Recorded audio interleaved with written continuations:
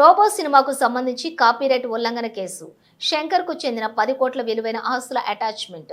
High court తీర్పును ED విశ్వసించలేదని వ్యాఖ్య.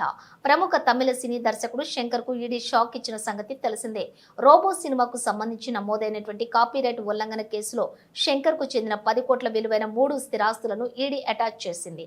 ED చర్యలపై స్పందించిన శంకర్ తీవ్ర అసంతృప్తిని వ్యక్తం చేశారు. కోర్టు తీర్పును కూడా పట్టించుకోకుండా ఈడీ అధికారులు ఇలాంటి చర్యలకు పాల్పడడం తనను ఎంతో బాధించిందని చెప్పారు.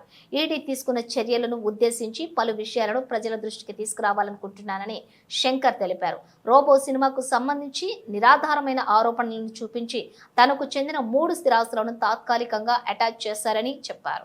రోబో కథకు సంబంధించి ఆరూర్ తమిళ్ నాడార్ వేసినటువంటి పిటిషన్ను మద్రాస్ హైకోర్టు తోసిపుచ్చిందని, ఆ తీర్పును విశ్వసించకుండా కేవలం ఫిర్యాదు ఆధారంగా ఈడీ తన ఆస్తులను జప్తు చేసిందని అన్నారు.